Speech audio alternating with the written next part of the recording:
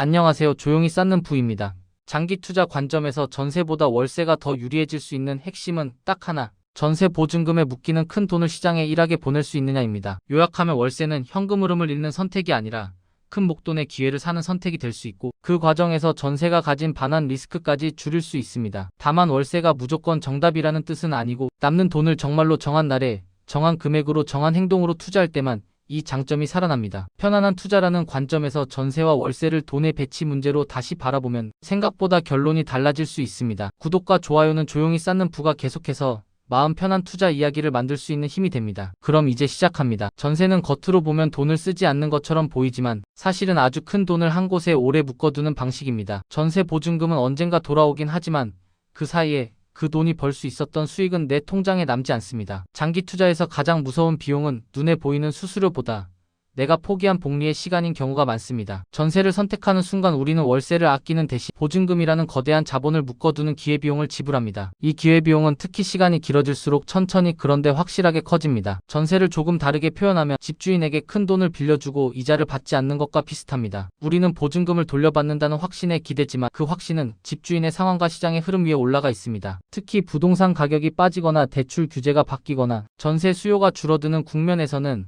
반환의 과정이 더 길어질 수 있습니다. 그 시간이 길어질수록 내 돈은 움직이지 못하고 나는 이사나 투자 계획을 미루게 됩니다. 장기 투자자는 이런 지연을 아주 싫어합니다. 복리는 시간을 먹고 자라는데 내 자본이 멈춰있는 시간은 곧 복리의 공백이 되기 때문입니다. 월세는 반대로 집주인에게 원금을 빌려주지 않고 사용료를 내고 거주를 얻는 방식입니다. 사용료를 내는 대신 원금은 내 손에 남고 그 원금이 어디로 갈지는 내가 결정할 수 있습니다. 결정권이 내게 돌아오는 순간 투자자의 삶은 훨씬 단순해집니다. 주거는 주거대로 안전하게 유지하고 자산은 자산대로 분산해 일하게 만들 수 있으니까요. 예를 들어 전세 보증금이 2억이고 월세를 선택하면 보증금이 5천만으로 내려가며 월세가 붙는 상황을 떠올려 보겠습니다. 겉으로는 매달 월세가 나가니 손해처럼 보이지만 동시에 1억 5천만이라는 자금이 내 손에 남습니다. 그 1억 5천만이 은행에만 있어도 이자가 생기고 장기적으로 분산 투자에 들어가면 복리 후보가 됩니다. 이때부터 비교의 기준이 바뀝니다. 전세냐 월세냐가 아니라 큰 돈을 묶어둘 것이냐, 시장에 분산해 둘 것이냐의 문제로 변합니다. 장기 투자를 하는 분들에게는 이 변화가 아주 큽니다. 우리는 매달 월급에서 남는 돈을 모아 투자하는데 전세는 그 반대로 이미 모인 큰 돈을 투자해서 빼앗아 가는 구조입니다. 월세는 대신 작은 보증금과 월세라는 고정비로 살지만 그만큼 내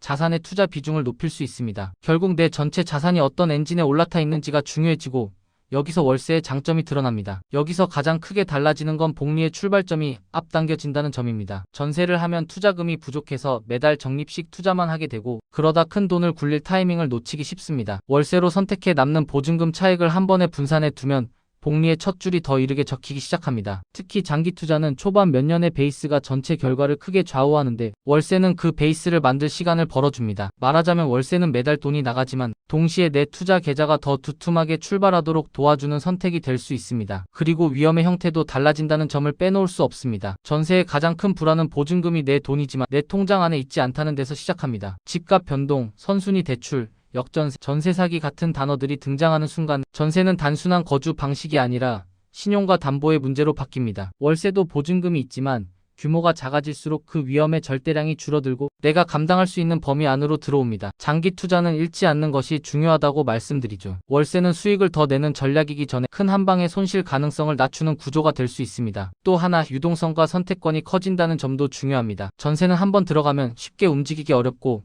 이동이 필요해도 보증금 반환 시점에 맞춰 인생이 끌려갑니다. 월세는 보증금이 작을수록 이동 비용이 낮아지고 직장이나 가족 상황에 맞춰 더 빠르게 의사결정을 할 수 있습니다. 이 선택권은 단순히 편의가 아니라 투자 측면에서 기회가 됩니다. 살아가는 동안 더 좋은 일자리, 더 낮은 주거비, 더 나은 환경을 선택할 수 있으면 그 자체가 장기적으로 현금 흐름을 개선합니다. 주거의 유연성은 삶의 리스크를 줄이고 리스크가 줄면 투자도 흔들리지 않습니다. 마지막으로 심리적인 구조도 달라집니다. 전세를 하면 마음이 편하다고 느끼는 분들이 많지만 반대로 전세 보증금이 너무 크면 그 돈을 잃을까봐 더 예민해지기도 합니다. 월세는 매달 빠져나가는 돈이 눈에 보여서 아깝게 느껴지지만 그 지출을 투자 루틴과 함께 묶으면 인식이 달라집니다. 예를 들어 월세가 나가는 날과 같은 날에 보증금 차익에서 나온 투자금이 자동으로 분산 투자되도록 설정하면 좋습니다. 월세라는 고정비가 내 투자 습관을 망치는 것이 아니라 오히려 투자 규칙을 더 단단하게 만드는 장치가 될 수 있습니다. 우리가 정한 날, 정한 금액, 정한 행동을 반복할 때 월세는 그 리듬을 더 분명하게 만들어줍니다. 여기서 많은 분들이 이렇게 질문하실 거예요. 월세는 결국 영원히 내는 돈인데 전세는 돌려받는 돈이니 전세가 유리한 거 아닌가요? 맞습니다.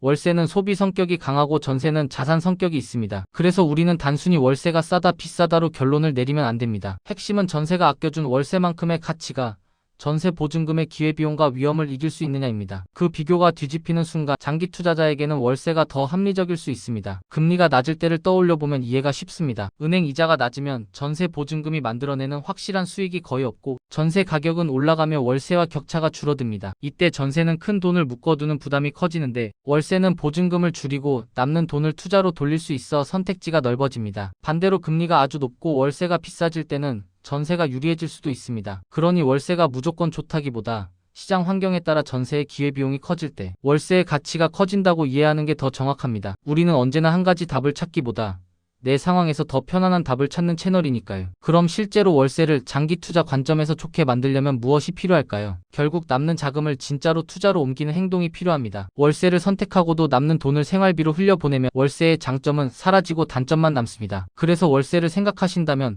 월세를 내고 남는 돈이 아니라 전세를 했을 때 묶였을 돈을 먼저 떠올리셔야 합니다. 그 돈을 어떻게든 자동으로 분산시키고 가능한 한 건 들이지 않는 구조를 만드는 게 핵심입니다. 또 하나는 월세의 고정비를 통제하는 것입니다. 월세가 감당 범위를 넘어가면 투자할 여력이 사라지고 매달의 압박이 커져서 시장 변동에 더 민감해집니다. 장기 투자에서 좋은 선택은 늘 지속 가능한 선택입니다. 그래서 월세를 선택할 때는 내가 매달 투자할 금액이 줄어들더라도 투자 루틴이 끊어지지 않는 선을 찾는 게 중요합니다. 조금 덜 넓고 조금 덜 새 집이라도 내 투자 엔진이 꺼지지 않는 구조가 장기적으로는 더 큰 자산이 될 수 있습니다. 그리고 보증금이 작아져도 안전은 확인해야 합니다. 월세라고 해서 보증금 위험이 완전히 사라지는 건 아니니까요. 확정일자, 전입신고, 선순위 권리 같은 기본적인 부분은 반드시 챙겨야 하고 내가 이해할 수 없는 구조라면 피하는 게 편합니다. 마음 편한 투자는 결국 내가 이해하는 범위 안에서만 진행되는 투자이기도 합니다. 주거는 투자보다 더 생활에 가까우니 더더욱 단순하고 안전한 구조가 좋습니다. 전세와 월세를 이렇게 놓고 보면 전세는 거주비를 줄이는 대신 자본을 한 곳에 묶어두는 선택이고 월세는 거주비를 늘리는 대신 자본을 시장에 분산시키는 선택입니다. 둘 중 무엇이 더 좋다고 단정하기보다